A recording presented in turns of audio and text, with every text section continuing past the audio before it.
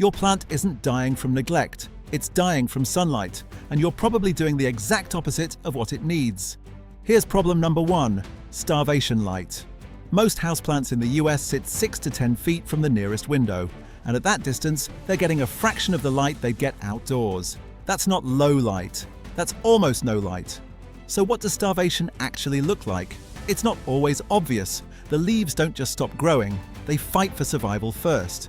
You'll see new growth coming in smaller than the leaves before it. You'll see stems stretching and leaning hard toward the nearest light source, sometimes growing 2 to 3 inches between leaf nodes instead of the normal ½ inch to inch. Variegated plants, pothos philodendrons, will start producing leaves that are almost entirely green because the plant can't afford to waste energy on non-photosynthesizing white or yellow patches anymore. It's literally reverting to survive. And here's the part almost nobody talks about. A starving plant becomes far more vulnerable to root rot, even if you're watering it correctly. Less light means less photosynthesis, which means the plant uses water more slowly. So that once-a-week watering schedule you've had for years? At low light, the soil might still be wet on day 10, day 12. You're not overwatering. The light is. Rule: if your plant's new leaves are smaller than its old leaves, that's a light problem before it's anything else. So how do you actually tell if a spot has enough light without buying anything or downloading anything? That's coming up in 30 seconds. Here's the test, and it takes 10 seconds. The shadow test. Hold your hand about a foot above the soil in the spot where the plant actually sits. Look at the shadow it casts. A sharp, clearly defined shadow with crisp edges means strong, direct adjacent light. That's enough for almost any plant, including highlight ones. A soft shadow, visible but fuzzy around the edges, means medium indirect light. That's the sweet spot for most common houseplants. Pothos, philodendron, peace lily, snake plant. And if you can barely see a shadow at all, or there isn't one, that's the starvation zone. No plant thrives there long term, no matter what the plant tag says about low light tolerant. You'll sometimes see phone light meter apps recommended for this. They can give you a rough general sense, but they're built for photography exposure, not plant light. So treat any number they give you as a ballpark, not a diagnosis. The shadow test using your own hand is more reliable for what we're doing here. The fix is almost always the same. Move the plant within 3 feet of an east or west facing window, or add a basic full spectrum grow light for 6 to 8 hours a day. A $20 clip-on grow light will outperform repositioning the plant 6 inches in almost every case. Rule: no clear shadow equals no plant survives there long term, no matter what the tag says. Okay, that's starvation. But there's a second sunlight problem that's actually more common in summer, and it does something to your plant's leaves that looks almost identical to a completely different issue. Watch this. Problem number 2, light burn. And this is the one most people get backwards because the symptoms look like the plant is thirsty when it's actually being cooked. Classic signs: bleached, almost white or yellow patches in the center of leaves, not at the tips, in the center, where the most direct light hits. Crispy brown edges that feel dry and papery, not soft and mushy like rot. And here's the trap. The plant will actually droop during the hottest part of the day, even with perfectly moist soil, because it's pulling water out faster than the roots can replace it. Most people see drooping, assume thirsty, and water again, which just sets up root rot on top of sun damage.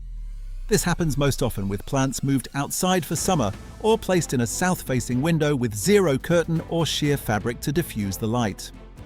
Direct afternoon sun through glass is actually more intense than the same sun outdoors because the glass traps heat. It's basically a magnifying effect. Rule: bleaching in the center of the leaf equals sun. Mushy brown at the tips equals water. Don't treat one like the other. And the worst part, moving a sunburned plant the wrong way can make it worse, not better. I'll show you the right way to do it next. First rule: never move a light-stressed plant straight from a dim spot into direct sun, or the reverse, straight from harsh direct sun into deep shade. Either move shocks the plant further. You want to transition over 7 to 10 days, shifting it a couple feet at a time. Second, a sheer curtain or shade cloth cuts direct light intensity by roughly a third to half without making the room dark. That's usually enough to stop burn while keeping growth strong. Third, rotate the plant a quarter turn every week. Sun-facing leaves take the most damage, and rotation spreads that exposure evenly so no single side gets fried.